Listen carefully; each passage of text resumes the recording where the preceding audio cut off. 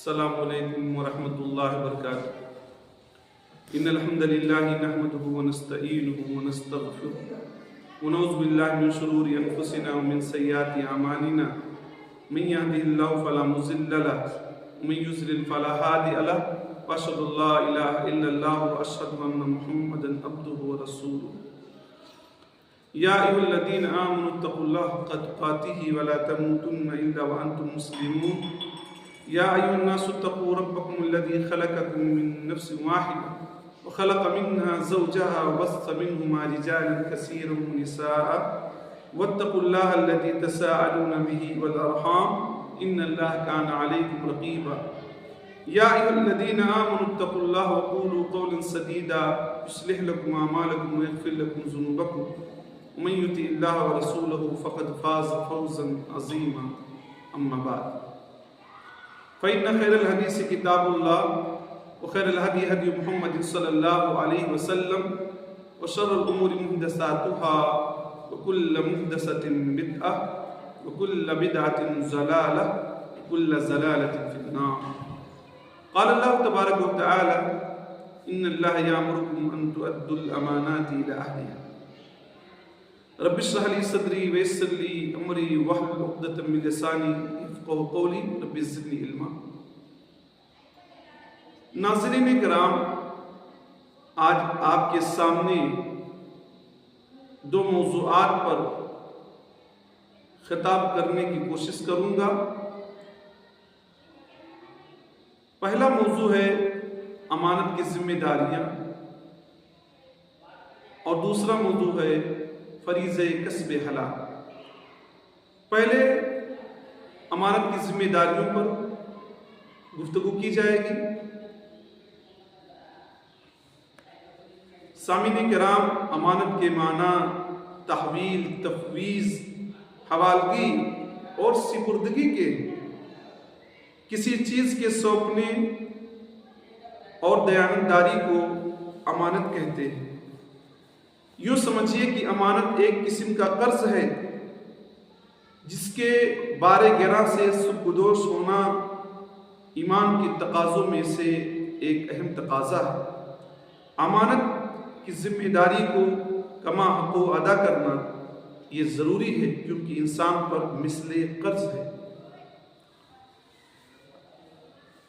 بروئے مذہب اور اخلاق اس مال مستعار کو لوٹانا، ادھار کا چکانا اور لین دین کا حساب بے باک کرنا بہت زیادہ ضروری ہے۔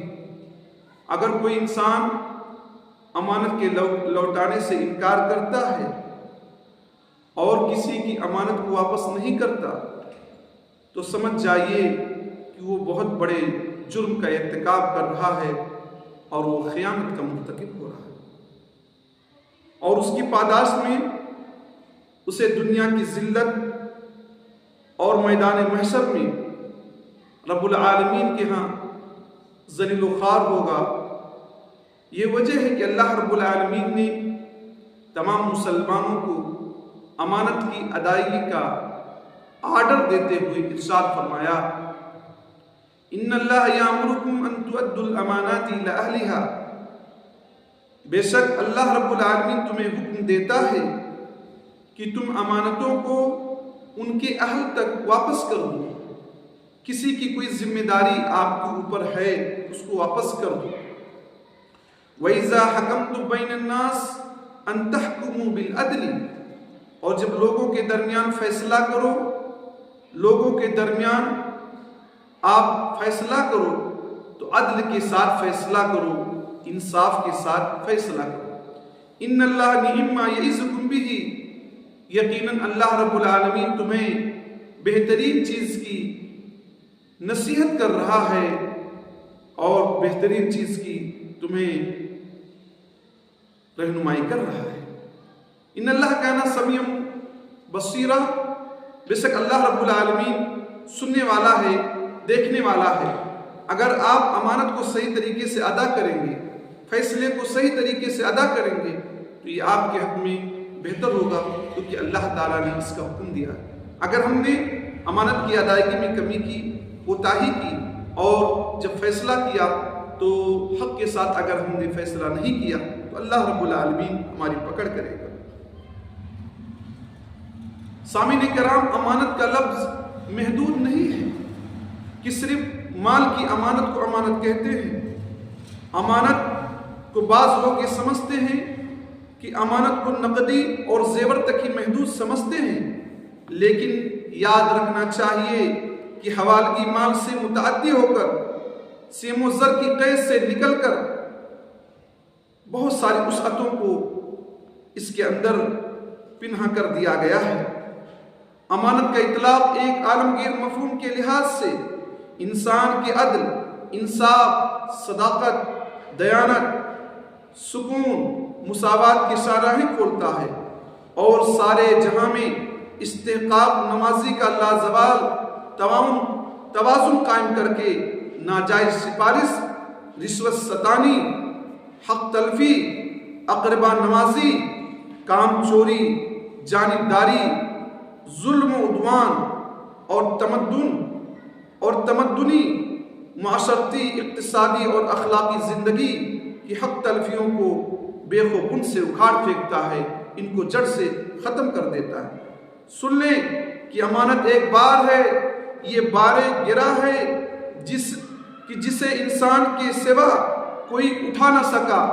اللہ تبارک و تعالیٰ ارشاد فرماتے ہوئے کہتا ہے، اِنَّا أَرْسَلْنَا الْأَمَانَةَ عَلَى السَّمَاوَاتِ وَالْأَرْضِ وَالْجِبَالِ، ہم نے امانت کو پیش کیا آسمانوں پر، زمینوں پر اور پہاڑوں پر، فَأَبَيْنَ أَن يَحْمِلْنَهَا، تو آسمانوں نے، زمینوں نے اور پہاڑوں نے اسے اٹھانے سے انکار کر دیا، اشفقن منہا، اور اس سے ڈر گئے، وحملھا الانسان، لیکن انسان نے اس بار گرا امانت کو اپنے کمزور کندھوں پر اٹھا لیا۔ انہ کان ظلوما جہولا، یقیناً انسان ظلم کرنے والا اور انسان جاہل ہے، اسی لیے اس نے بڑی آسانی کے ساتھ اس بڑی چیز کو اپنے کندھوں پر اٹھا لیا۔ سب سے بڑی امانت توحید کی امانت ہے۔ اللہ رب العالمین نے آدم علیہ السلام کی پیٹھ سے تمام لوگوں کو پیدا کرنے کے بعد پوچھا تھا، الستو بربکم، کیا میں تم لوگوں کا رب نہیں ہوں؟ قالوا بلا شہدنا، تو سب نے کہا تھا کیوں نہیں، ہم اس کے گواہ ہیں کہ اے اللہ تم ہمارا رب ہے۔ یہی وجہ ہے کائنات میں بسنے والے تمام لوگ فطرت پر پیدا ہوتے ہیں، جیسا کہ اللہ کے نبی صلی اللہ علیہ وسلم ارشاد فرماتے ہیں، کل مولود یولد علی الفطرہ فابواہ یہودانہ او ینصرانہ او یمجسانہ، ہر انسان فطرت پر پیدا ہوتا ہے، اس کے ابو امی اسے یہودی بنا دیتے ہیں، یا اسے نصرانی بنا دیتے ہیں، یا اسے مجوسی بنا دیتے ہیں۔ یہ وجہ ہے کہ ہر آدمی کے ذہن و دماغ میں اللہ رب العالمین کی توحید بسی ہوئی ہے۔ انسان جب مشکلات میں ہوتا ہے تو اپنی آنکھوں کو آسمان کی طرف اٹھاتا ہے، دراصل یہ سب سے بڑی امانت انسان کے کندھے پر تھی جو توحید کی شکل میں تھی۔ لیکن یہ جو امانت تھی، آسمان، زمین، پہاڑ کانپ اٹھے اور لرزتے ہوئے اپنی کمزوری اور بے بزاتی کی وجہ سے کنارہ کشی اختیار کر لیا، لیکن انسان نے اپنے ضعیف کندھوں پر ساتوں آسمانوں کو چور کر دینے والے بوجھ کو اٹھا لیا، پہاڑوں کو ٹکڑے ٹکڑے کر دینے اور زمین کا تبق الٹ دینے والی امانت کا قرا فال دیوانے انسان کے نام پڑ گیا۔ شاعر کہتا ہے، میں گرچہ ناتواں ہوں لیکن بارے کائنات میرے سوا کسی سے اٹھایا نہ جائے گا، یعنی انسان ہی اس کو اٹھائے گا اور کسی نے اس کو نہیں اٹھایا۔ امانت کی جلوہ فرمائی پر اگر گفتگو کی جائے تو یہ امانت کبھی تورات کی صورت میں اتری، کبھی زبور کی صورت میں نازل ہوئی، یہ امانت کبھی انجیل کے نام سے جلوہ فرما ہوئی اور آسمانی صحیفوں کی حالتوں میں انسانوں کے تقاضوں کو پورا کرتی رہی، حتیٰ کہ تمام آسمانی کتابوں اور صحیفوں کا نچوڑ 1,00,000 کئی ہزار پیغمبروں کی تبلیغ و تعلیم کا لب لباب اپنے جلوں میں لیے ہوئے قرآن مجید کے نام سے ظاہر۔ پھر جو قرآن پر ایمان لایا، اس کے آسمانی کتاب ہونے پر ایمان لایا، اس کے الہامی کتاب ہونے پر ایمان لایا، یقیناً اس نے اللہ کی امانت کے بارے گراں کو اٹھا لیا اور تمام قرآن کے 6,666 آیات پر عمل کرنے کی صورت میں امانت کو پورا کرنے کا اللہ تعالیٰ سے عہد و پیمان باندھ لیا، جس کا ایفا اخلاقی طور پر روح کی زندگی اور نقض موت ہے۔ ایمان بالقرآن کا مطلب، قرآن پر ایمان لانے کا مطلب یہ ہے کہ اے میرے پروردگار، میں قرآن پاک کو اس کی ذمہ داریوں کے ساتھ اٹھاتا ہوں، اس کے تمام احکام کی امانتوں کو پوری دیانتداری سے عملاً ادا کروں گا۔ 30 پاروں کے اندر جتنے اوامر اور نواہی ہیں، یہ سب تیری امانتیں ہیں۔ میں ان تمام امانتوں کو امتثال و اجتناب کا لباس پہنا کر تیری بارگاہ قدس میں پیش کروں گا، ہر امر کو بجا لاؤں گا اور ہر نہیں سے اجتناب کروں گا۔ ناظرین کرام، آپ کو معلوم ہونا چاہیے کہ قرآن مبین کے تمام احکام خاتم النبی رحمت للعالمین حضرت محمد مصطفیٰ صلی اللہ علیہ وسلم کی اقوال و افعال اللہ رب العالمین کی جانب سے امانتیں ہیں جو امت پر واجب العمل ہے۔ ان پر خلوص و ایمان سے عمل کرنا، ان کا پورا کرنا ہے۔ جو مسلمان جس قدر اللہ اس کے رسول کا نافرمان ہوگا، وہ اتنا ہی اللہ کی امانتوں میں خیانت کرنے والا ہوگا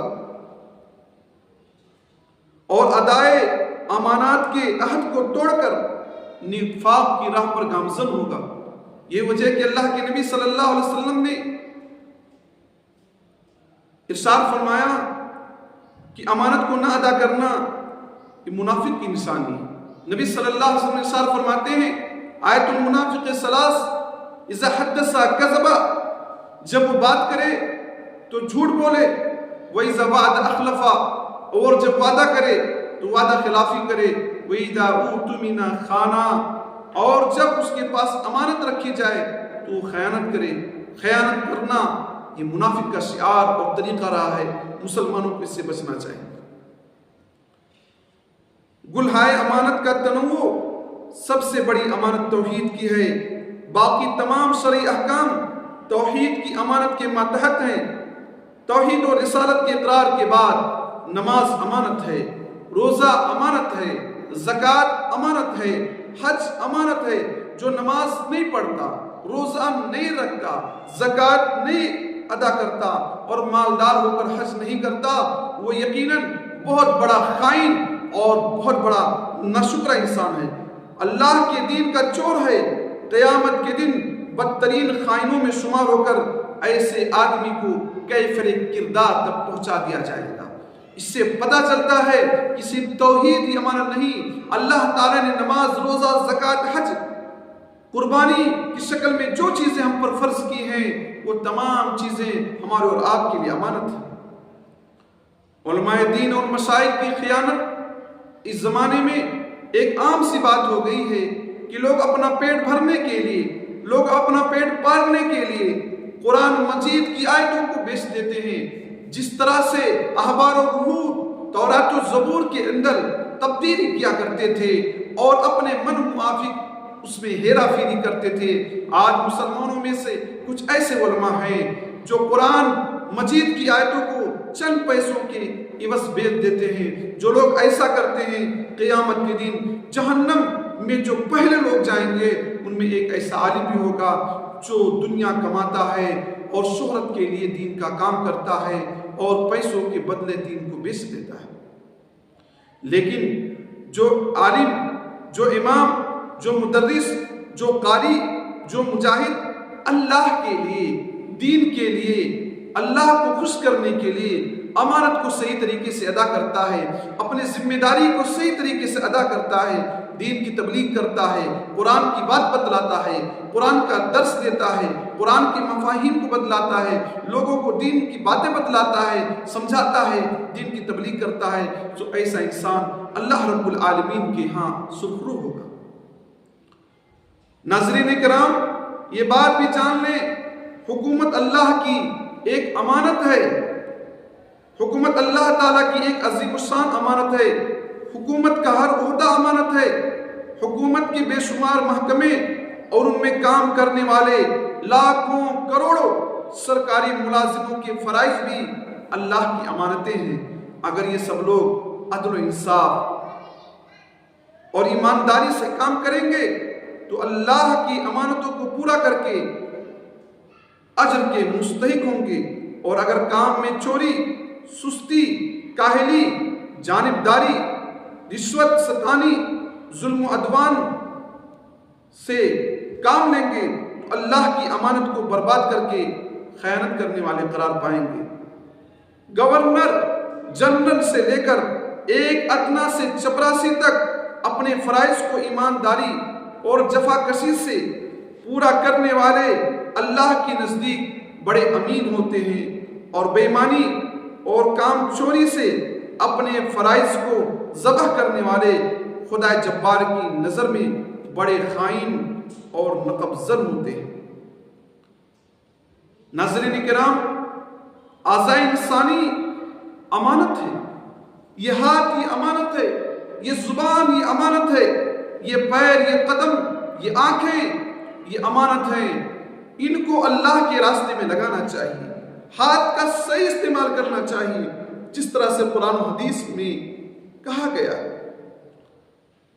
اللہ کے نبی فرماتے ہیں المسلم من سلم المسلمون من لسانہ و یدہ، ہاتھ کا بہترین استعمال یہ ہے کہ آدمی کی زبان سے اور ہاتھ سے دوسرے مسلمان بھائی محفوظ رہیں، تو ہاتھ کا صحیح استعمال کریں، زبان کا صحیح استعمال کریں، زبان سے اللہ کو ناراض کرنے والی باتیں نہ بولیں، اللہ کی ذکر کریں، اللہ کے کلام پاک کی تلاوت کریں، نبی صلی اللہ علیہ وسلم کی حدیث لوگوں کو بتلائیں، پیر سے قدم سے وہ کام کریں جو شریعت تقاضا کرتی ہے، آنکھوں سے قرآن مجید کی تلاوت کی جائے، دین کی چیزوں کو دیکھا جائے، ناجائز چیزیں، گانے، فلمیں، ریلز بیجا جو آج کل معاشرے میں پھیلے ہوئے ہیں، ان سے بچا جائے، ورنہ قیامت کے دن یہ اعضاء یہ پارٹس ہمارے خلاف گواہی دیں گے۔ اللہ رب العالمین فرماتا ہے الیوم نختم علی افواہہم وتکلمنا ایدیہم وتشہد ارجلہم بما کانوا یکسبون۔ اللہ فرماتا ہے ہم زبان پر لاک لگا دیں گے، تالا لگا دیں گے، قفل لگا دیں گے۔ آج موبائل میں لاک لگا دے کوئی موبائل کو کھول نہیں سکتا۔ اللہ رب العالمین جب زبان سے انسان جھوٹ بولنے کی کوشش کرے گا تو اللہ رب العالمین زبان پر تالا لگا دے گا، لاک لگا دے گا۔ اللہ فرماتا ہے اور ہم سے گفتگو کرے گا انسان کا ہاتھ، انسان کا پیر، یہ اعضاء جسمانی یہ اللہ رب العالمین کی امانتیں ہیں، انہیں صحیح طریقے سے ادا کرنا چاہیے۔ حقوق العباد بھی اللہ کی امانت ہے، ماں باپ کے اولاد پر، اولاد کے والدین پر، زوجین کے آپس میں، ہمسایوں کے ایک دوسرے پر، دوستوں، یاروں، غم گساروں، بھائیوں، بہنوں، سہیلیوں، شاگردوں، رشتہ داروں، عام مسلمانوں اور رعایا کے آپس میں شریعت کے بتائے ہوئے حقوق اللہ تعالیٰ کی امانتیں ہیں۔ جو کوئی اپنے اپنے ذمے کے حقوق پورا کرے گا وہ امین اور اللہ کی جانب میں سرخرو ہوگا، اور جو انسان اپنے حقوق کو صحیح طریقے سے ادا نہیں کرے گا اسے میدان محشر میں پوچھا جائے گا، اور حقوق العباد میں کمی کوتاہی کی وجہ سے اسے جہنم کے اندر پھینک دیا جائے گا۔ اسی طرح سے انسان سچ بولنے، صحیح ناپ تول کرے، زبان سے پکا وعدہ کرے، سچ بولے، حقوق العباد پر عمل کرے تو انشاءاللہ واللہ کے ہاں فائز ہوگا، کامیاب ہوگا۔ اللہ رب العالمین سے دعا ہے کہ الہ العالمین تو ہم تمام مسلمان بھائیوں کو امانت کی ذمہ داریوں کو صحیح طریقے سے ادا کرنے کی توفیق دے، آمین۔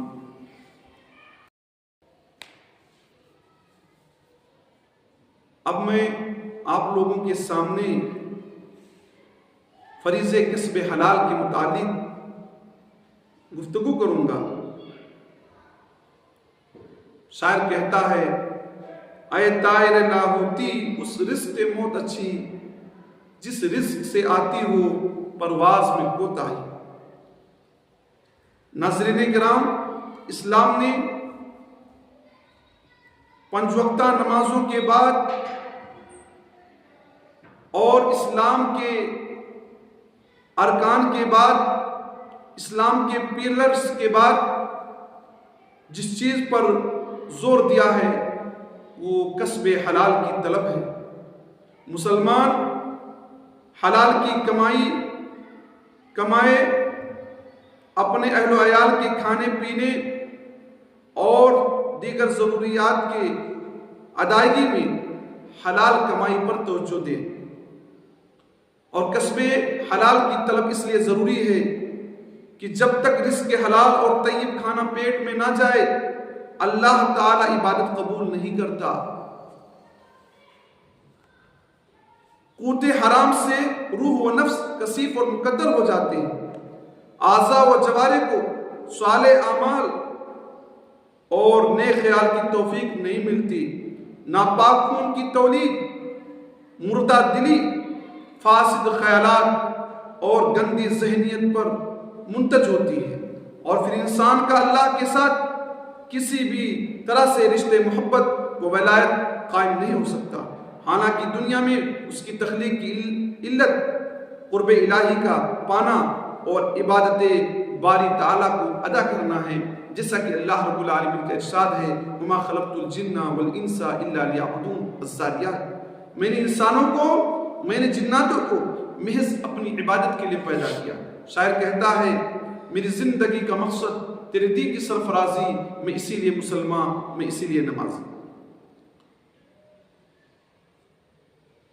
زمانے حمل میں ماؤں بہنوں کو چاہیے کہ حلال رزق کی فکر کریں، اور ان کے شوہروں کو چاہیے کہ اپنی بیویوں کو حلال کمائی سے کھلائیں، تاکہ ایام رضاعت میں جب بچہ دودھ پیے تو حلال کا دودھ پیے، تو ایسے بچے نیک ہوں گے، خوددار ہوں گے، بہادر ہوں گے، حق پرست ہوں گے، کیونکہ خوراک کا اثر طبیعت، مزاج، کردار، اخلاق، سیرت، جذبات اور خیالات پر ضرور پڑتا ہے۔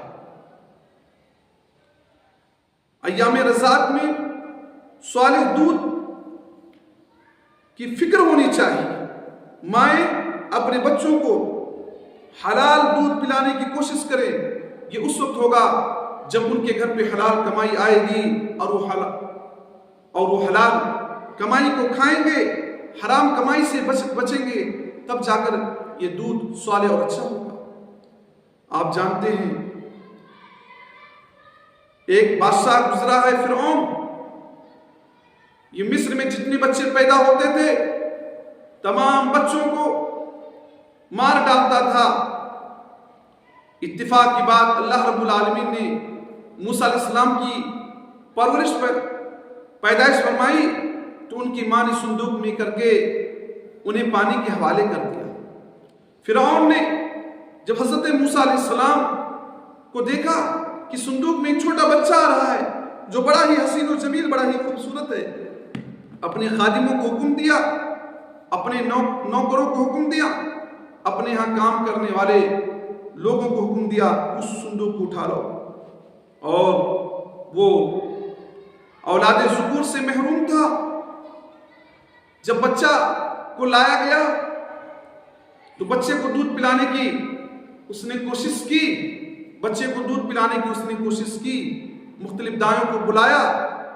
وہ بچہ موسیٰ علیہ السلام کی شکل میں جو تھا کسی بھی دایا کی دودھ کو نہیں پی رہا تھا، اور اللہ رب العالمین کی یہ منشا اور چاہت تھی کہ اس بچے کے پیٹ میں جو دودھ جائے وہ حلال دودھ جائے، وہ صالح دودھ جائے۔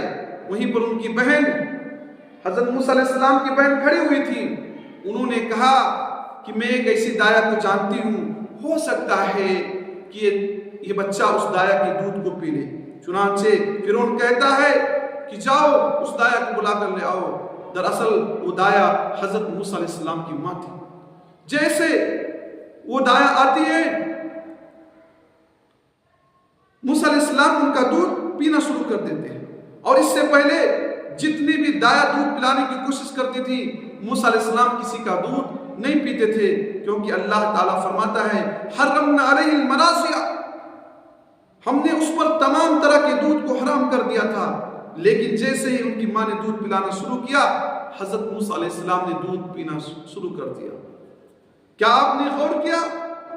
اگر حضرت موسیٰ علیہ السلام ان قبطیوں کی دودھ کو پیتے جن کی کمائی حرام کی تھی، تو کیا وہ ظالم و جابر بادشاہ کے سامنے کھڑے ہو کر اس کو للکارتے؟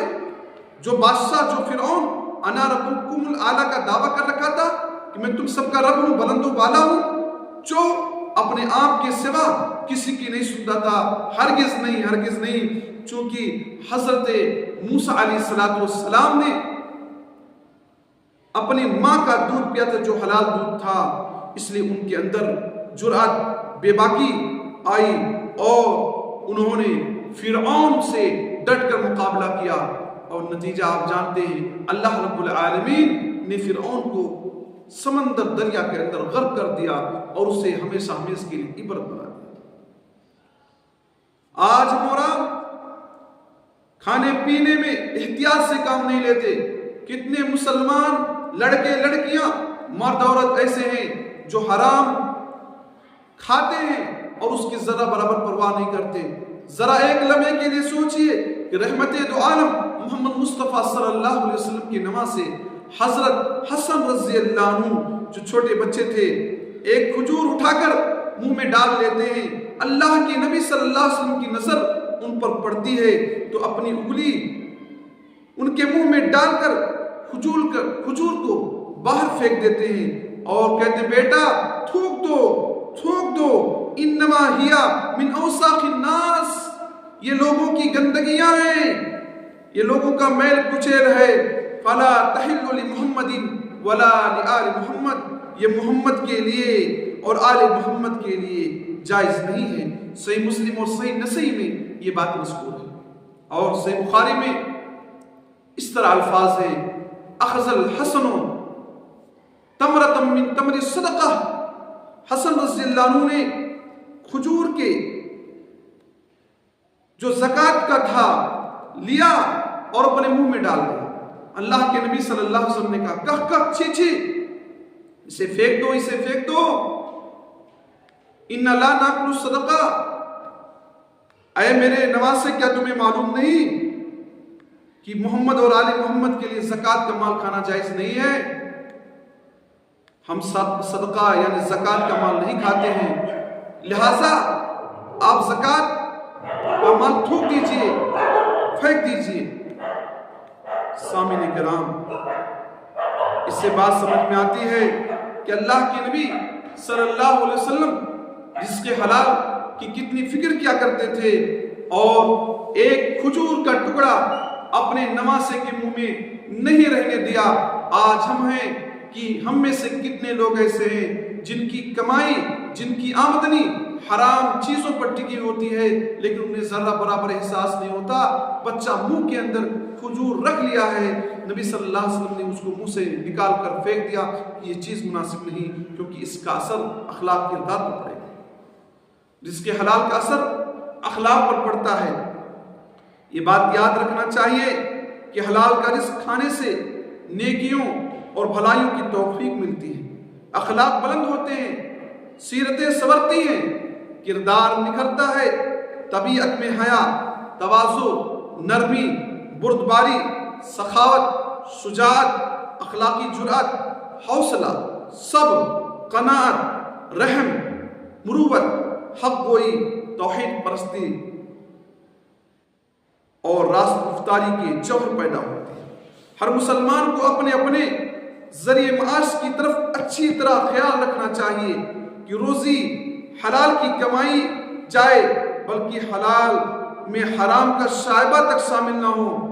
آمدنی کے دروازے پر خوف خطر کا پہرا بٹھائے رکھیں کہ کہیں سے بھی حرام مال آپ کے بدن میں، آپ کی دکان میں، آپ کی کاروبار میں نہ آ سکے۔ آمدنی کے ذرائع پر ہمیشہ نگاہ رکھیں۔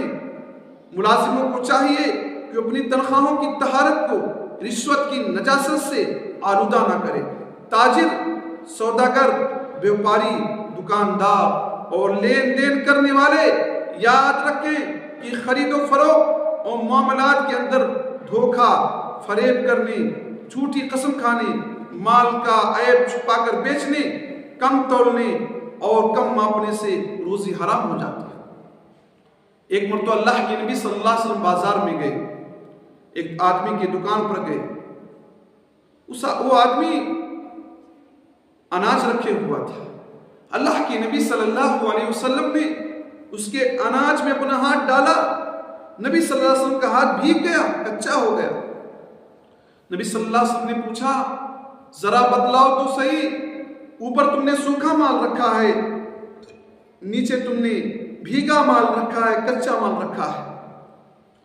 وہ آدمی نے کہا کہ اللہ کے نبی صلی اللہ علیہ وسلم، رات میں بارش ہو گئی تھی، اسی وجہ سے میرا مال بھیگ گیا۔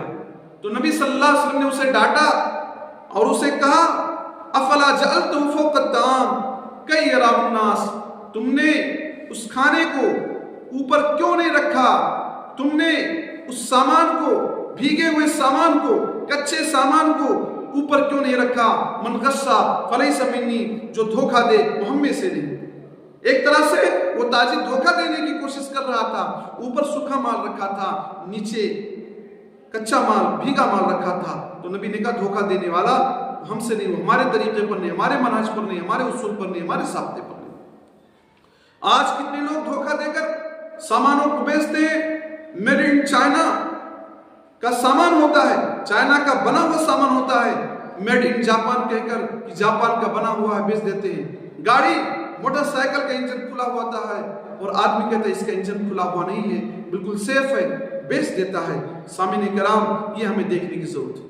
ناپ تول میں کمی کرنے والے تو بے شمار لوگ ہیں۔ اللہ رب العالمین نے ایسے لوگوں کی مذمت بیان کی ہے، ایسے لوگوں کے لیے جہنم کی وعید سنائی ہے، ایسے لوگوں کے لیے تباہی کی بات کہی ہے۔ اللہ رب العالمین ارشاد فرماتا ہے، سورہ مطففین کی آیت ہے، وَيْلٌ لِّلْمُطَفِّفِينَ، ناپ تول میں کمی کرنے والوں کے لیے تباہی ہے، ناپ تول میں کمی کرنے والوں کے لیے عذاب ہے، بربادی ہے۔ اللہ تعالیٰ الٹیمیٹم دے رہا، دھمکی دے رہا ہے، کہہ رہا ہے کہ ناپ تول میں کمی کرنے والوں کے لیے تباہی، بربادی ہے۔ الذین اذا اکتالوا علی الناس یستوفون، جب لوگوں سے لیتے ہیں تو کمپلیٹ لیتے ہیں، مکمل لیتے ہیں۔ مکمل تو چھوڑو، آج کل لوگ ایکسٹرا لیتے ہیں۔ 1 کلو سامان دکان پر لینے جاتے ہیں بازار میں، دکاندار 1 کلو سامان دیتا ہے، مزید اپنے ہاتھ سے اٹھا کر کچھ اور رکھ دیتے ہیں۔ اللہ تعالیٰ نے ایسے لوگوں کی مذمت بیان کی جو لیتے ہیں تو پورا لیتے ہیں۔ وَإِذَا كَالُوهُمْ أَوْ وَزَنُوهُمْ يُخْسِرُونَ، لیکن جب کسی کو ناپ تول کر دیتے ہیں تو گھاٹا کر کے دیتے ہیں، نقصان کر دیتے ہیں، کم کر دیتے ہیں۔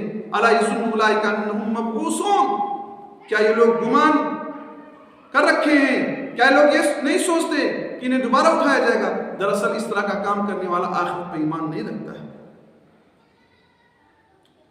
آج مارکیٹ میں اس طرح کے بہت سارے لوگ پائے جاتے ہیں۔ سامعین کرام، وکالت کا پیسہ اگر یہ مظلوموں کے ساتھ اس میں کھڑا ہوا جائے اور شریفوں کا ساتھ دیا جائے، بے گناہوں کا ساتھ دیا جائے، جو لوگ پریشان حال ہیں وکالت کے ذریعے سے ان کی مدد کی جائے تو یہ پیسہ بہت بہترین پیسہ ہوگا اور ایسا انسان بہشت میں جانے کا حقدار ہوگا، جنت میں جانے کا حقدار ہوگا۔ لیکن آج کل لوگوں نے وکالت کا پیسے کو غلط طریقے سے استعمال کیا ہے، ظالموں کی مدد کرنا، جھوٹوں کے لیے سہارا بننا اور ستم کرنے والوں کے ساتھ کھڑے رہنا آج وکیلوں کا طور طریقہ ہو گیا ہے۔ مختلف ہیلے بہانے سے کیس کو لمبے ٹائم تک کھینچ کر پیسہ کمانا ان کا ذریعہ ہو گیا ہے۔ دراصل یہ لوگ ناجائز کماتے ہیں جس کا انجام انہیں بھگتنا پڑے گا۔ اسی طرح سے ڈاکٹری اور طبابت کا پیشہ بڑا ہی اچھا پیشہ تھا۔ کسی مریض کو مناسب دوا دینا اور اللہ تعالیٰ کے حکم سے وہ مریض شفا ہو جائے، ٹھیک ہو جائے، یہ ڈاکٹر کی خوش نصیبی کی بات تھی کہ اس پیشے کا صحیح استعمال کرتے، اللہ کے بیمار بندوں کو مناسب علاج فراہم کر کے انہیں ان کی مدد کرتے، لیکن وہ ناکامی متائے کارواں جاتا رہا، کارواں کے دل سے احساس جاتا رہا۔ آج کل کے ڈاکٹر یہ دراصل ڈاکو بن گئے ہیں، ناجائز طریقے سے پیسہ کماتے ہیں۔ جو بیماری ایک ہفتے میں جا سکتی ہے اسے لمبے ٹائم تک کھینچ کر اس سے پیسہ کمانے کی کوشش کرتے ہیں۔ کچھ ایسے ڈاکٹر ہیں ناجائز فیس وصول کرتے ہیں، اور کچھ ایسے ڈاکٹر ہیں جو ایسی بیماری کا علاج کرتے ہیں جو بیماری ہوتی ہی نہیں ہے، میں اس لیے کہ پیسہ بنتا رہے اور ان کا جیب ان کی بھرتا رہے۔ ایسے لوگ اللہ کے ہاں پکڑے جائیں گے اور ایسے لوگوں کو اللہ رب العالمین عذاب میں مبتلا کرے گا۔ پولیس اور کچہری میں جو کام کرنے والے لوگ ہیں وہ بات جان لے، ذہن میں بٹھا لیں کہ اگر ان لوگوں کا طریقہ مظلوموں کا سہارا بننا، بے کسوں کا سہارا بننا اور سچے لوگوں کا ساتھ دینا ہے تو یقیناً ان کا یہ پیشہ اچھا ہے، لیکن اگر اس کے ذریعے سے یہ رشوت کماتے ہیں اور اس کے ذریعے سے ظالموں کو بڑھاتے ہیں اور ناجائز لوگوں پر ظلم کرتے ہیں، اتیاچار کرتے ہیں، پریشان کرتے ہیں، ٹارچر کرتے ہیں، ناحق لوگوں کو ستاتے ہیں اور اپنے عہدے کے منصب کا غلط استعمال کرتے ہیں، تو اللہ رب العالمین کے ہاں ان کی پکڑ ہوگی۔ آج سمجھنا چاہیے کہ لوگوں نے کسب حرام کا انبار لگا رکھا ہے۔ شریف لوگ ایسے ہیں جو رشوتوں کے دروازے کھول رکھے ہیں۔ تمام تر ضرورتیں آج کل لوگ شریفوں سے منمانی رقمیں حاصل کرتے ہیں۔ ایسی روزی قبر کے اندھیرے میں انہیں بتائے گی جو لوگوں کے پیسے کو ناجائز طریقے سے اصولتے ہیں۔ سوچنا اور غور کرنا چاہیے کہ دنیا فانی ہے اور یہ ہنگامی دنیا ہے، یہ مستعار زندگی چند دن کی مہمان ہے۔ وقت آنے والا ہے کہ فرشتہ آئے گا اور ہماری روح کو لے کر جائے گا، کیونکہ اللہ کا فرمان ہے کل نفس ذائقۃ الموت وانما توفون اجورکم یوم القیامہ، ہر نفس کو موت کا مزہ چکھنا ہے اور تم کو قیامت کے دن تمہارے عملوں کا مکمل بدلہ ملے گا۔ فمن زحزح عن النار وادخل الجنۃ، جو جہنم سے بچا لیا گیا اور جنت میں داخل کیا گیا، فقط فاز، وہ کامیاب ہے۔ شاعر کہتا ہے موت سے کس کو رستگاری ہے، آج ہو تو کل ہماری باری ہے۔ آج لوگ دولت کا انبار لگائے ہوئے ہیں، حرام کے تمام طریقے اپنائے ہوئے ہیں، ناجائز طریقہ چوری کرنا، ڈاکہ ڈالنا اور بھی بہت سارے طریقے، جوا کھیل کر پیسہ کمانا لوگوں نے اپنا وتیرہ بنا لیا ہے۔ دراصل اس کے ذریعے سے وہ تباہی خرید رہے ہیں اور اللہ کے یہاں ان کی پکڑ ہوگی۔ بعض مسلمانوں کے یہاں پیری مریدی کا بھی چلن ہے۔ میں ایسے لوگوں سے کہہ دینا چاہتا ہوں کہ شیخ عبد القادر جیلانی نے پیروں کے لیے کہا تھا کہ کسی پیر کے لیے جائز نہیں کہ کسی مرید کا پیسہ کھائے، البتہ مرید پیر کا پیسہ کھا سکتا ہے۔ ان کی نگاہ میں پیر ایسا آدمی ہوتا ہے جو حد درجہ احتیاط کرتا ہے، لیکن آج معاملہ دیکھ لیجئے کہ سب لوگ اپنے پیٹ کے پجاری ہیں اور پیر بنے بیٹھے ہیں اور مریدوں کا پیسہ ایڈ کر کھا رہے ہیں۔ دراصل یہ سب دنیا کمانے کا لوگوں کا طریقہ ہے اور دین کو بیچنے کا طریقہ ہے کہ پیری مریدی اسلام میں انہوں نے جاری کر رکھا ہے، جبکہ پیری مریدی کا اسلام میں کوئی تصور ہی نہیں ہے۔ اللہ رب العالمین کی اطاعت کر کے اللہ کا نیک بندہ بننے کی کوشش کرنا چاہیے، لیکن لوگوں کو دیکھا جاتا ہے کسی پیر کے ہاتھ پر بیعت کر کے مرید اس کے بنتے ہیں اور اس کے خرچ کے بوجھ کو اٹھاتے ہیں۔ یہ تمام چیزیں ناجائز ہیں۔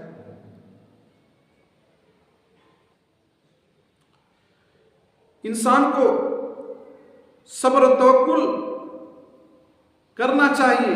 لالچ تو انسان کی موت تک جاری رہے گی. ابن عباس رضی اللہ عنہ سے روایت فرماتے ہیں کہ نبی صلی اللہ علیہ وسلم نے فرمایا لو کان لابن آدم وادیان من مال لابتغى ثالثا، کہ ابن آدم کے پاس 2 وادی مال ہو تو تیسری کی طلب کرے گا. اور انسان ولا یملو جوف ابن آدم ولا یملو جوف ابن آدم، ابن آدم کے پیٹ کو نہیں بھرے گا الا التراب، ابن آدم کے پیٹ کو مٹی بھرے گی. وَيَتُوبُ اللَّهُ عَلَى مَن تَابَ، لیکن جو توبہ کرے گا اللہ اس کی توبہ کو قبول کرے گا. صحیح بخاری صحیح مسلم کی روایت ہے.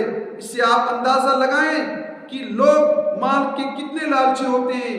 اللہ تعالیٰ ان کی زندگی میں دنیا کی نعمتیں دے دے، ہر نعمت سے انہیں نواز دے، لیکن انسان کا پیٹ بھرنے والا نہیں. انسان کا پیٹ بھرنے والا نہیں. انسان اپنے پیٹ بھرنے کے لیے ہمیشہ نئی چیزوں کو تلاش کرتا رہے گا. 2 وادی اس کے پاس مال ہے تو تیسرے کو تلاش کرے گا، اور 3 ہے تو چوتھے کو تلاش کرے گا.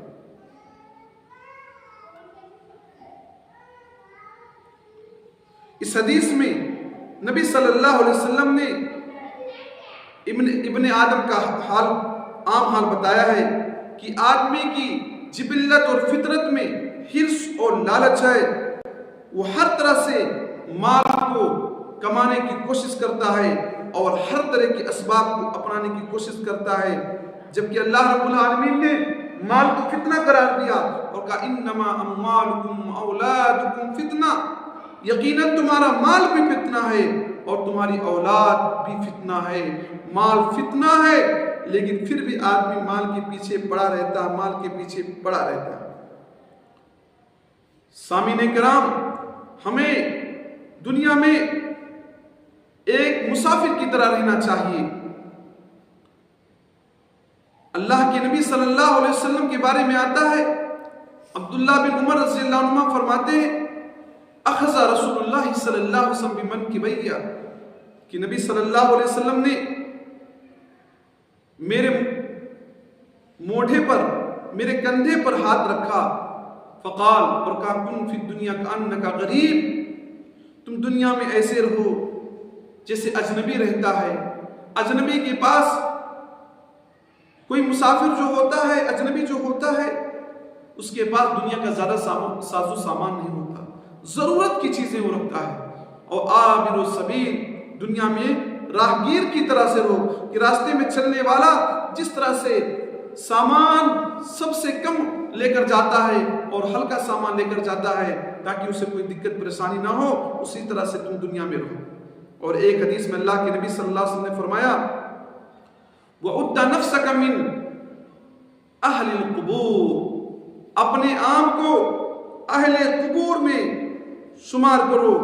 یعنی یہ ہمیشہ سوچتے رہو کہ موت کا فرشتہ کسی بھی وقت کسی بھی ٹائم آ جائے گا، اور جب موت کا ٹائم آئے گا تو نہ 1 سیکنڈ پہلے اور نہ 1 سیکنڈ بعد موت کا فرشتہ جب آتا ہے تو مہلت کسی کو نہیں دیتا.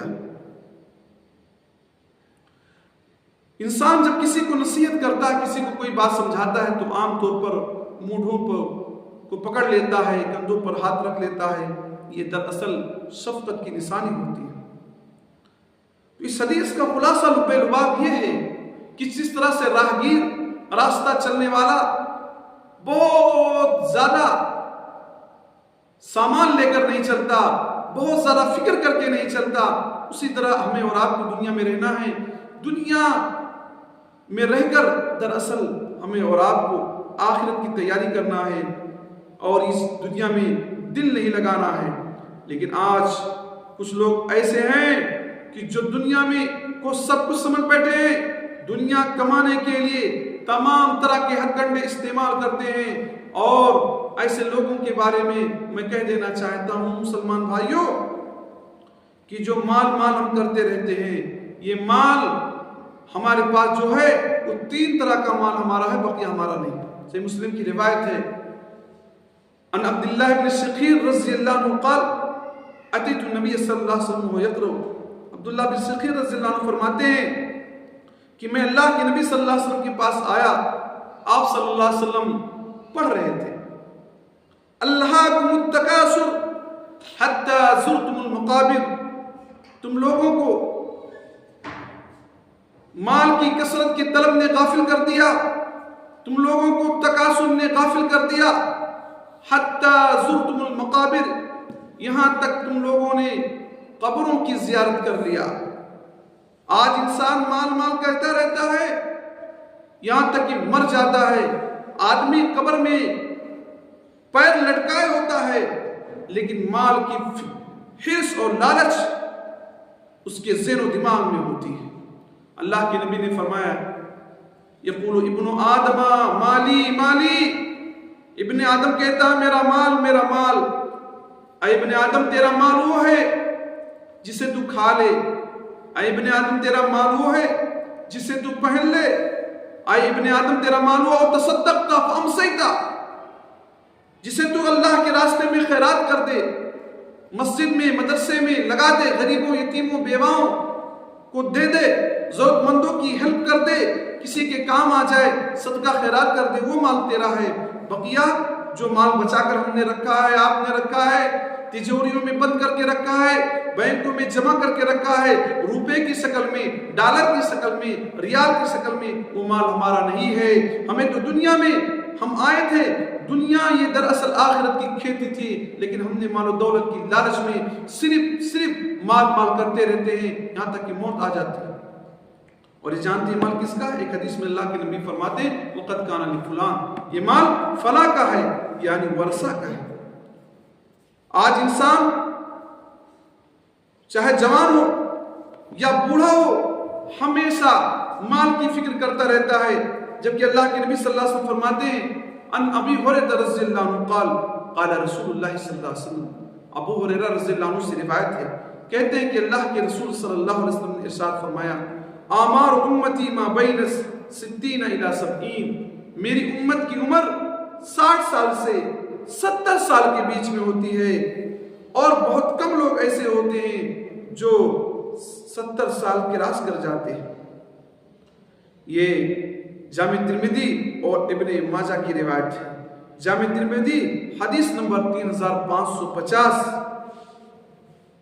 اور ابن ماجہ 4236۔ اس میں اللہ کے نبی صلی اللہ علیہ وسلم نے اکثر امتیوں کا حال بتلایا ہے کہ 60 سال سے 70 سال کی زندگی ہوتی ہے، لہٰذا انسان کو ہمیشہ اس بات کی فکر کرتے رہنے چاہیے کہ وقت بڑی تیزی کے ساتھ گزر رہا ہے اور ہمیں اپنی زندگی میں خوب سے خوب نیکی کر لینی چاہیے۔ وقت اتنی تیزی سے گزر جاتا ہے، آدمی کو محسوس نہیں ہوتا کہ وہ کب جوان تھا، اس نے کب شادی کی، اس کے بچے کب پیدا ہوئے، بچوں کے شغل نے اسے کتنا مشغول کر دیا کہ وہ بڑھاپے کی عمر کو پہنچ گیا۔ لیکن کتنے ایسے لوگ ہوتے ہیں بالکل اللہ کی یاد سے غافل ہوتے ہیں اور ذرہ برابر اسلام کی طرف توجہ نہیں دیتے، بڑھاپے میں بھی پہنچ کر اللہ سے غافل رہتے ہیں اور حرام کمائی کماتے رہتے ہیں اور حرام کھاتے ہیں اور گھر والوں کو حرام کھلاتے ہیں۔ اللہ کے نبی صلی اللہ علیہ وسلم سے کسی نے پوچھا تھا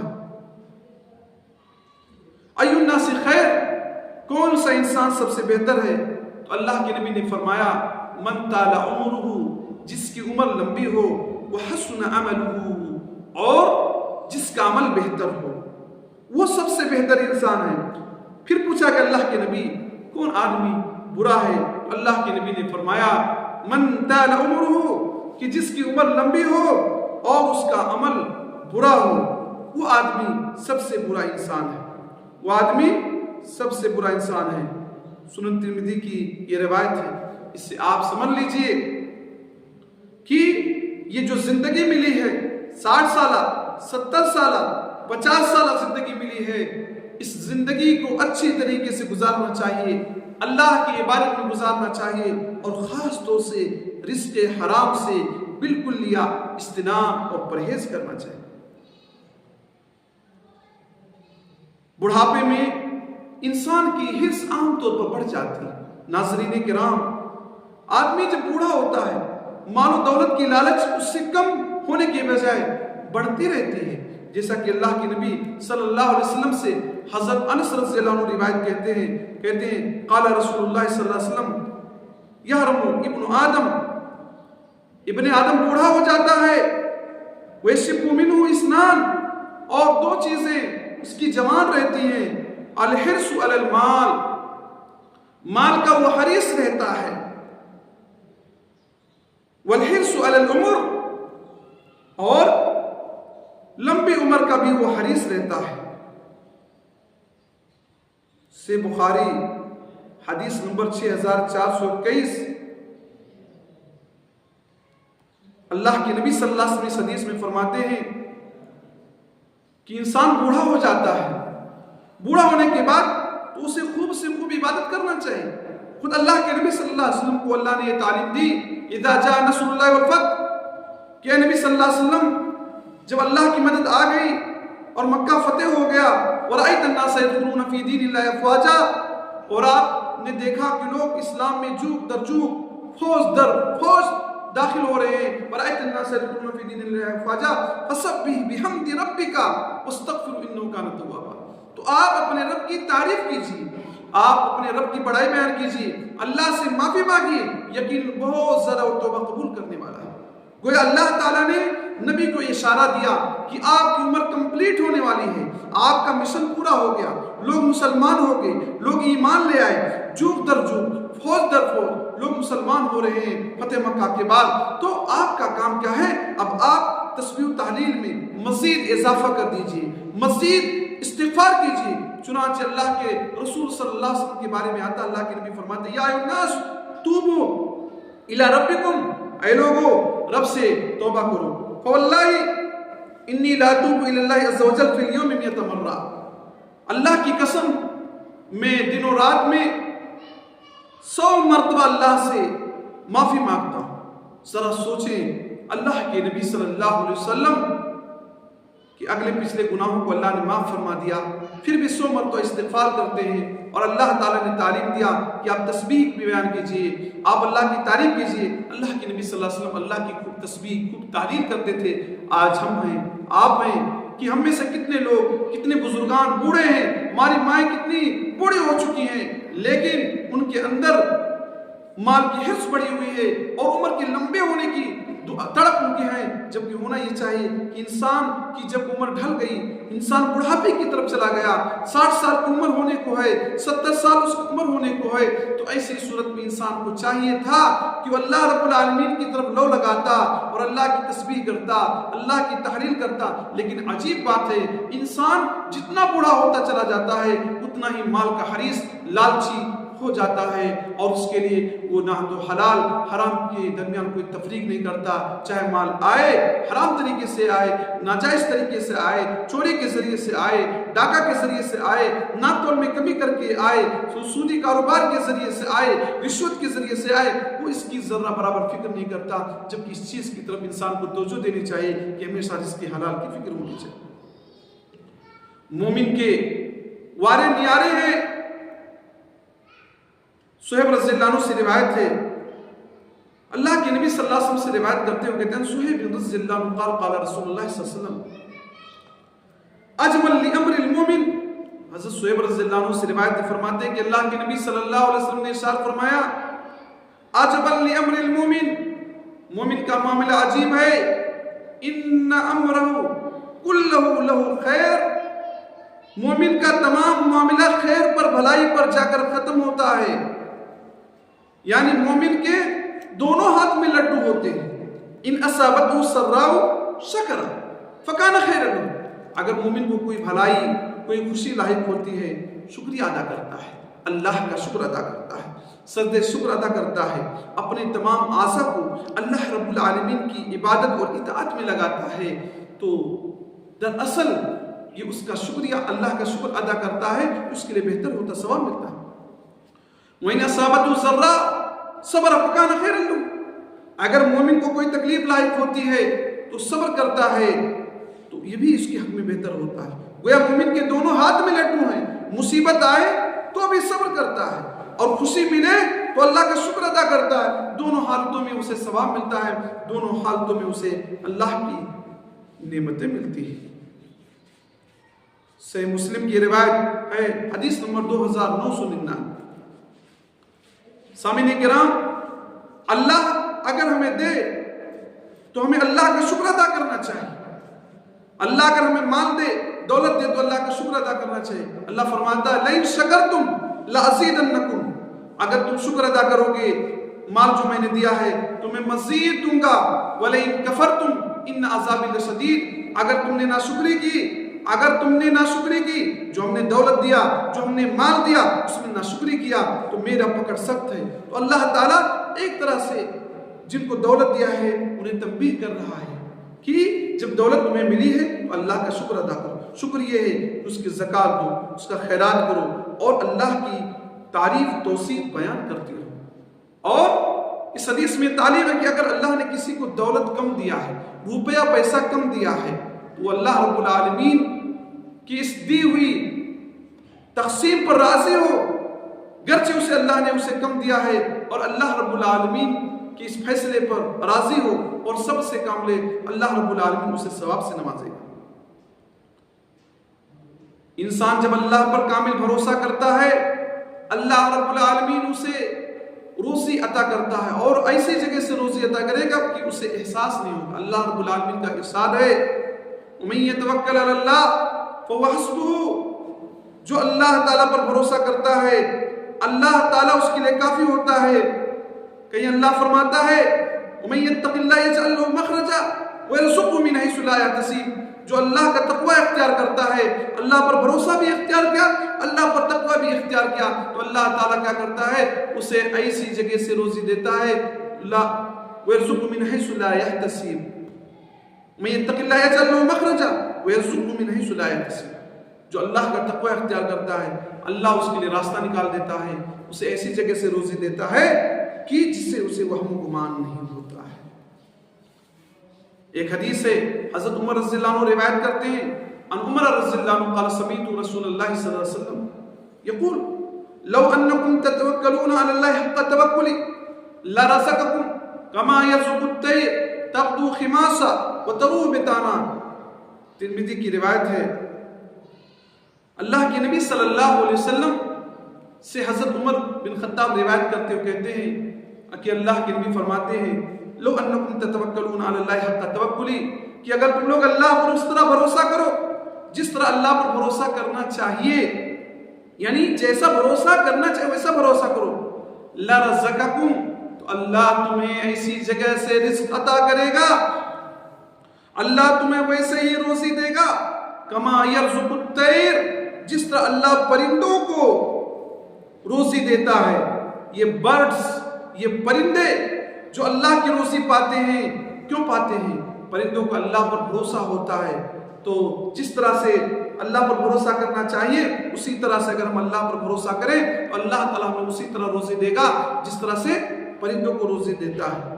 تغدو خماسا وتروح بطانا، یہ پرندے صبح کو خالی پیٹ نکلتے ہیں، کھیت کی طرف نکل جاتے، جنگلات کی طرف نکل جاتے، جھرنوں کی طرف نکل جاتے، ندیوں کی طرف نکل جاتے، سمندروں کی طرف نکل جاتے، دریاؤں کی طرف نکل جاتے ہیں، خالی پیٹ نکل جاتے ہیں۔ وتروح بطانا، اور جب شام کو واپس آتے ہیں، شام کو جب ریٹرن ہوتے ہیں تو اللہ رب العالمین انہیں اتنا نماز دیتا ہے کہ ان کا پیٹ بھر جاتا ہے۔ تو اس حدیث میں اللہ نے ایک اہم پیغام دیا کہ اللہ پر جس طرح بھروسہ کرنا چاہیے اسی طرح اگر اللہ پر بھروسہ کرے تو جس طرح اللہ پرندوں کو روزی دیتا اسی طرح ہمیں روزی دے گا۔ اللہ پر بھروسہ کرنے کا یہ مطلب نہیں ہے کہ آپ ہاتھ پیر باندھ کر بیٹھ جائیں، آپ دکان و مکان پر نہ جائیں، آپ کاروبار کے لیے نہ جائیں، آپ تجارت کے لیے کوشش نہ کریں۔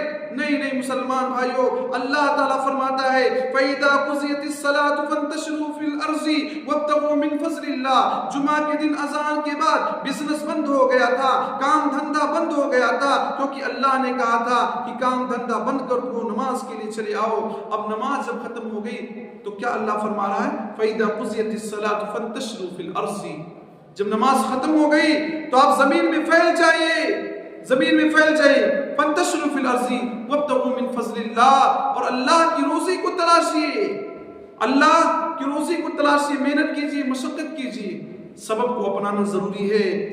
ایک آدمی اللہ کے نبی صلی اللہ علیہ وسلم کے پاس آتا ہے، کہتا اللہ کے نبی صلی اللہ علیہ وسلم یہ اونٹ میرا ہے، اسے باندھوں پھر میں بھروسہ کروں کہ یہ اونٹ کہیں نہیں جائے گا، یا اسے چھوڑ دوں اور بھروسہ کروں کہ یہ اونٹ کہیں نہیں جائے گا۔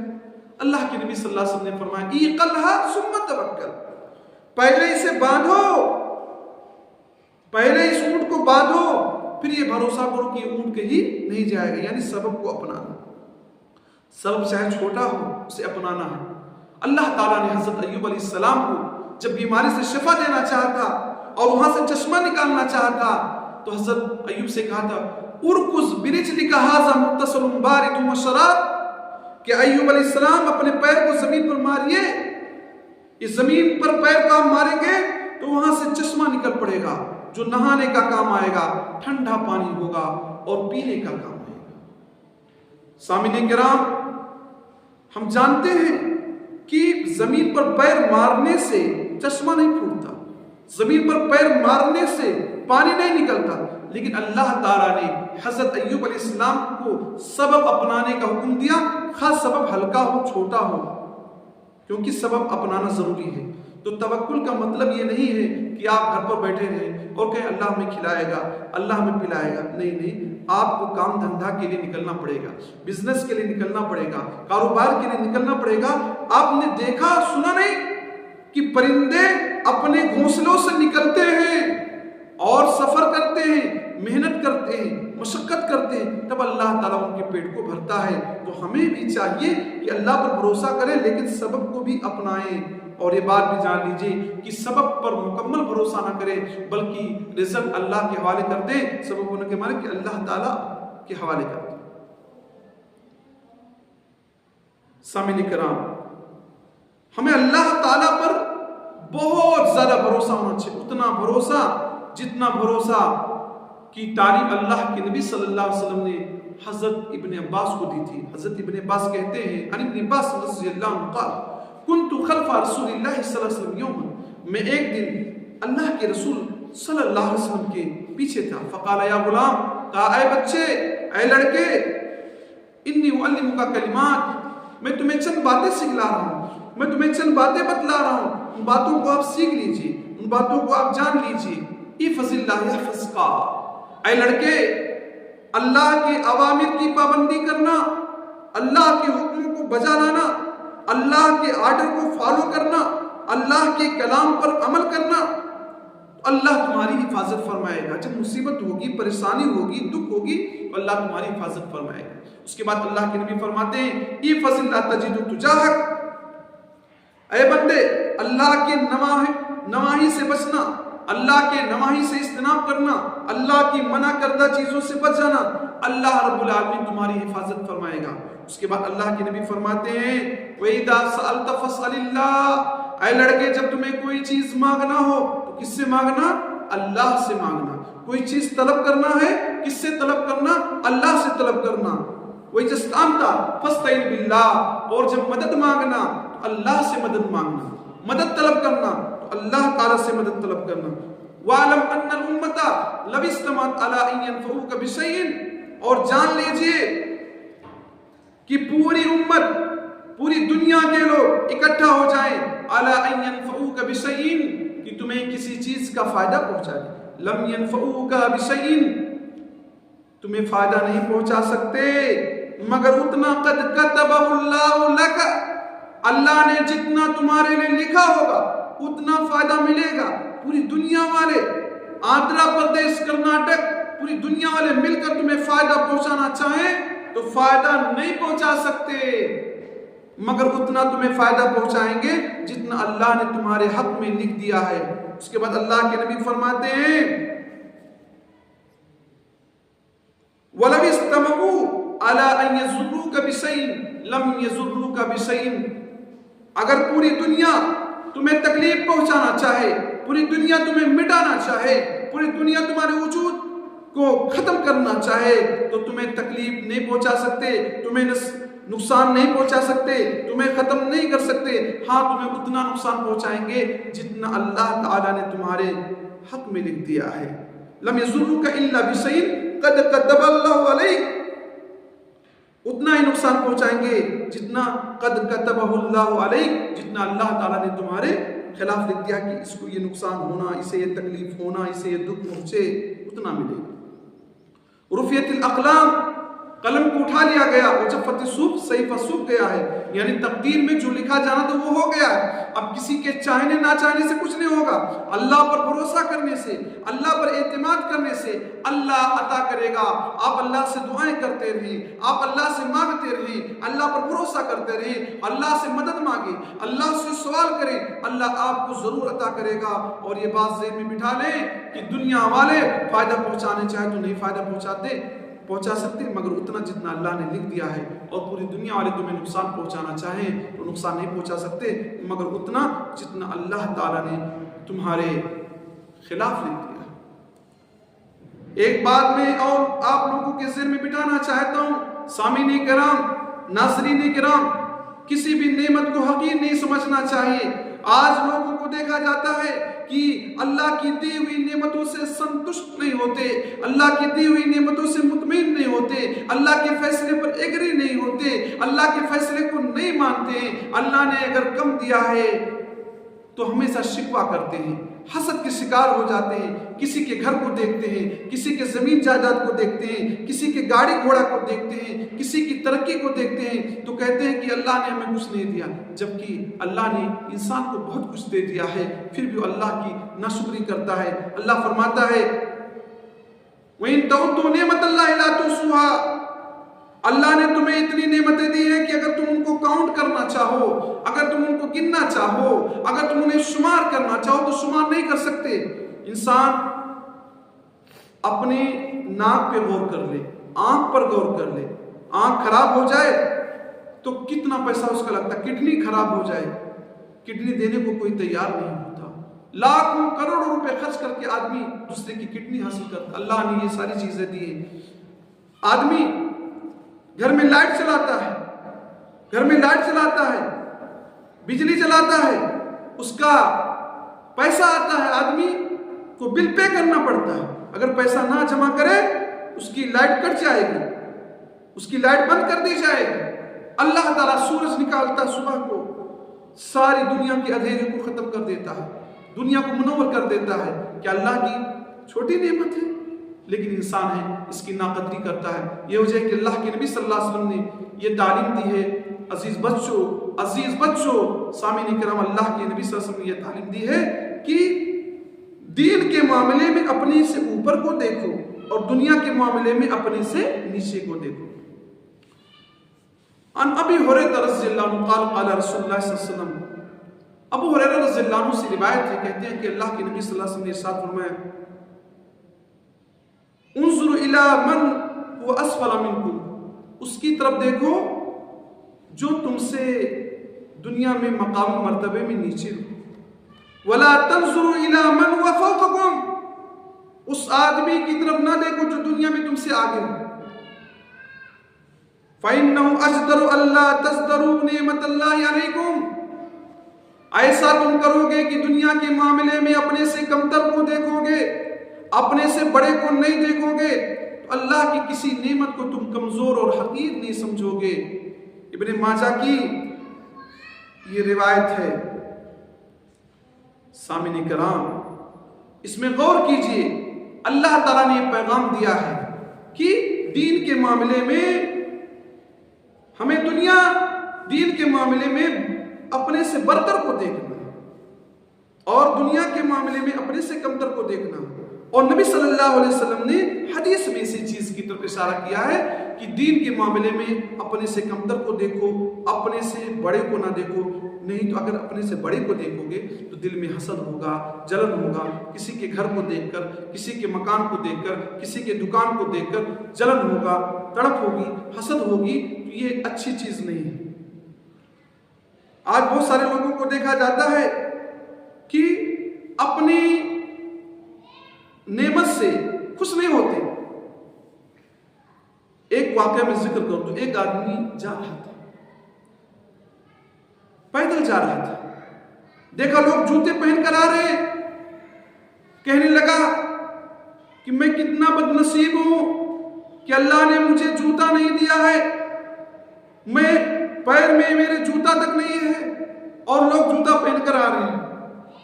لیکن جیسے ہی آگے گیا دیکھا ایک آدمی ہے جس کے پاس پیر ہی نہیں ہے، تب جا کر اسے احساس ہو کہ اللہ میں توبہ مانگتا ہوں، میں معافی کا طلبگار ہوں، اللہ اے اللہ میں معافی مانگتا ہوں، میں توبہ مانگتا ہوں، اللہ جو تو نے مجھے دیا ہے میں اسی پر سنتشٹ ہوں، اسی پر مطمئن ہوں۔ کیونکہ اس نے اپاہج کو دیکھ لیا، پیر سے معذور آدمی کو دیکھ لیا، تب سمجھ میں آیا کہ جوتا نہیں ہے تو کوئی بہت بڑی بات نہیں ہے۔ اللہ نے جسے آنکھ دیا ہے وہ آنکھ کی قیمت کیا جانے، اس سے آنکھ کی قیمت پوچھو جسے اللہ نے آنکھ نہیں دیا ہے۔ اللہ نے ہمیں اور آپ کو ہاتھ دیا ہے، ہم اور آپ ہاتھ کی قیمت کو نہیں سمجھتے، اس سے پوچھو کہ ہاتھ کی قیمت اور ویلو کیا ہے جس کے پاس ہاتھ نہیں ہے۔ اللہ نے ہمیں پیر دیا ہے، ہم پیر کی قیمت کیا جانے، ان سے پوچھو جو جن کے پاس پیر نہیں، چل نہیں سکتے، پھر نہیں سکتے، قدم قدم پر سہارا کے محتاج ہوتے ہیں، ہمارے اور آپ کے ہیلپ کے محتاج ہوتے ہیں۔ ہم اور آپ آرام سے اچھی ہوا اندر لیتے ہیں اور خراب چیزیں کاربن ڈائی آکسائڈ باہر نکالتے ہیں۔ ہمیں اللہ کی اس نعمت کا احساس نہیں۔ کرونا کال میں کیا آپ نے دیکھا نہیں، آکسیجن کے لیے لوگ لاکھوں روپیہ پھینک رہے تھے لیکن انہیں آکسیجن نہیں مل رہا تھا، لوگ موت موت چلا رہے تھے اور ہسپتالوں میں لاشیں ہی لاشیں نظر آ رہی تھی۔ اللہ کی اتنی زیادہ نعمتیں ہمارے اوپر ہیں لیکن ہم ان نعمتوں کی قدر نہیں کرتے۔ ناظرین کرام، میں کہنا یہ چاہتا ہوں کہ ہمیں اور آپ کو ہمیشہ ہر حال میں حلال کمائی کی فکر کرنی چاہیے اور حرام کمائی سے بچنا چاہیے، کیونکہ اگر حرام کمائی کی آمیزش ہوگی حلال کمائی میں، ہم حج کر لیں، عمرہ کر لیں، تہجد پڑھ لیں، نماز پڑھ لیں، یہ قبول ہونے والا نہیں ہے۔ صحیح مسلم کی روایت اللہ کے نبی صلی اللہ علیہ وسلم فرماتے ہیں، ایک آدمی کا ذکر کرتے ہیں، ایک آدمی سفر پر ہے، بال بکھرے ہوئے ہیں، سفر پہ مسافر کی دعا قبول ہوتی ہے، آسمان کی طرف ہاتھ اٹھائے ہوئے ہیں، کہتے یا ربی یا ربی، اے میرے رب اے میرے رب، ومطعمہ حرام ومشربہ حرام وملبسہ حرام وغذی بالحرام فأنی یستجاب لہ۔ اللہ کے نبی فرماتے ہیں اس کا کھانا حرام ہے، اس کا پہننا حرام ہے، اس کا لباس حرام ہے، اس کی غذا حرام ہے، گرچہ وہ اللہ اللہ کہتا ہے، مسافر ہے، مسافر کی دعا عموماً اللہ قبول کرتا ہے۔ آج اللہ کی طرف ہاتھ اٹھایا جائے، اللہ دعا کو ریجیکٹ نہیں کرتا، کینسل نہیں کرتا، لیکن چونکہ وہ حرام کمایا ہے، حرام کھایا ہے، اسی لیے اللہ کے نبی فرماتے ہیں فأنی یستجاب لہ، اس کی دعا کیوں کر قبول ہو، یعنی ایسے آدمی کی دعا اللہ قبول نہیں کرتا۔ آپ کم کمائیں، حلال کمائیں، اللہ کا شکر ادا کریں۔ اللہ رب العالمین ہمیں اس بات کی توفیق دے کہ ہم رزق حلال کمائیں، حلال کمائی کی فکر کریں اور اپنے گھر والوں کو، اپنے بیوی بچوں کو، تمام لوگوں کو حلال کمائی ہی کھلائیں اور اپنے آپ کو اور اپنے گھر والوں کو حرام کمائی سے بچائیں۔ آمین۔ وآخر دعوانا الحمدللہ رب العالمین۔ السلام علیکم ورحمۃ اللہ وبرکاتہ۔